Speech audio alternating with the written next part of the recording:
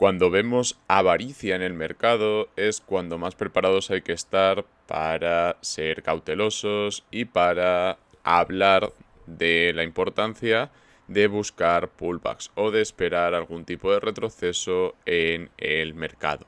Hoy vamos a hablar sobre Bitcoin, hoy vamos a hablar sobre el mercado en general y sobre la posibilidad de alt season. Vamos a empezar con el índice de miedo y avaricia, que está llegando a niveles de avaricia. Está concretamente en 60 puntos y con un máximo en el último mes.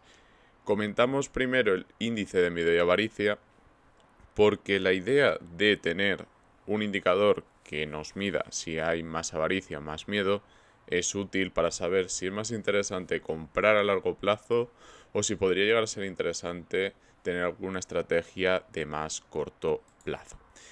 Vamos con el gráfico de Bitcoin y como podéis ver había una resistencia importante en la zona de 45.000 que sigue siendo resistencia y se convertiría en soporte en el momento en el que hubiera un retroceso y la presión vendedora se convirtiera en presión compradora. Lo hemos tenido en 34.000 y en general veníamos de una zona de compras muy interesante para los que querían ir para arriba, que es la zona entre los 28.000 y los 34.000.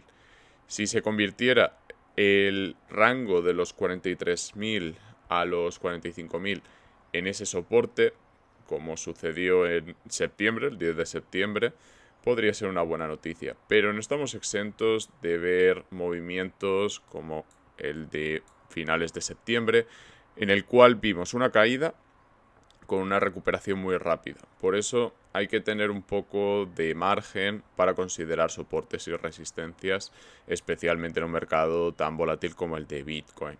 Por lo tanto, ¿qué habría que esperar o qué habría que mirar a la hora de tomar una decisión?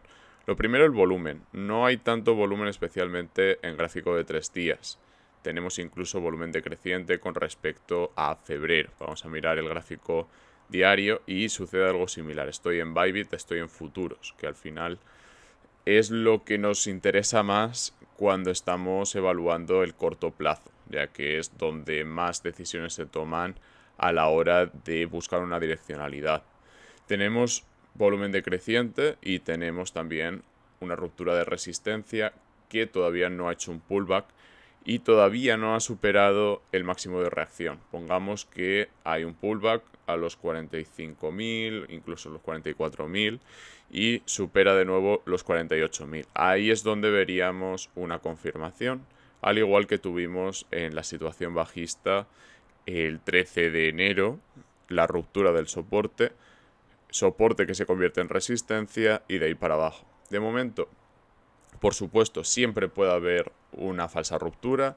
Os recuerdo que nada de lo que comente constituye asesoramiento financiero ni consejo de inversión. Debéis hacer vuestra propia investigación y más información debajo en la descripción.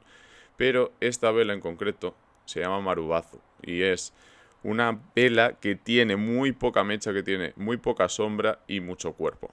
Sin embargo, no hay congruencia con el volumen. Debería haber mucho más volumen en un movimiento así. Entonces, desde un punto de vista técnico, no podríamos simplemente esperar que se fuera para arriba desde este punto, sino que sería más bien un pullback, como he comentado, y veamos cómo se llega a ese punto de compra.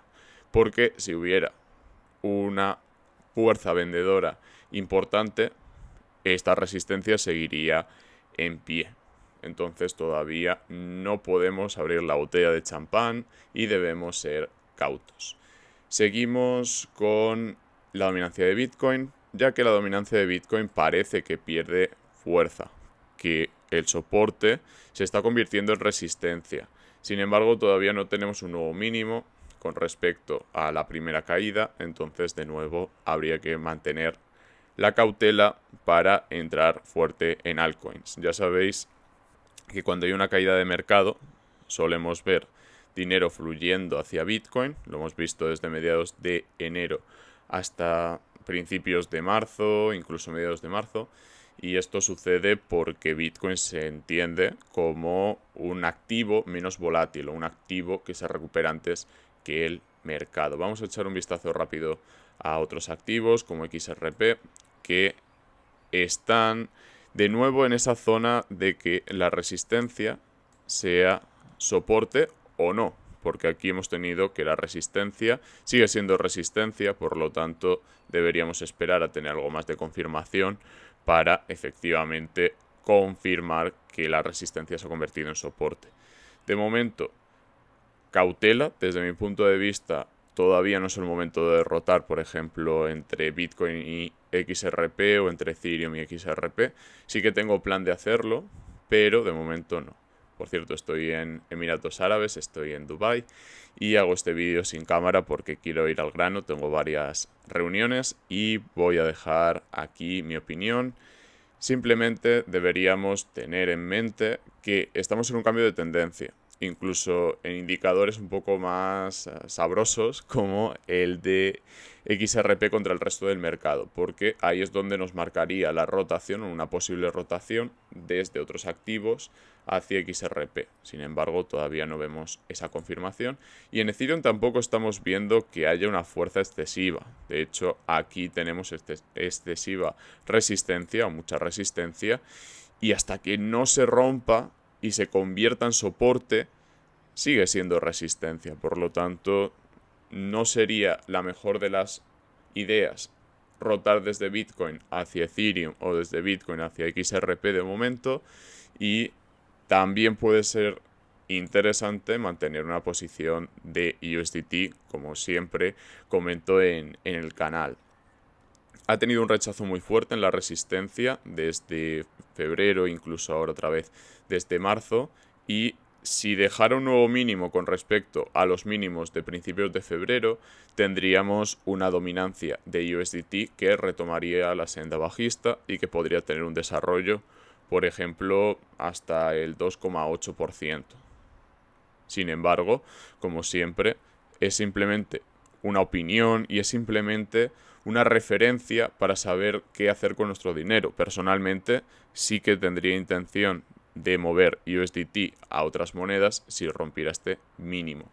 Pero insisto, podemos ver un pullback, podemos ver algo de retroceso. Por ejemplo, hasta el mínimo anterior, para que no sea una caída tan fuerte, sino que haya impulsos y retrocesos, que es la lógica propia del mercado.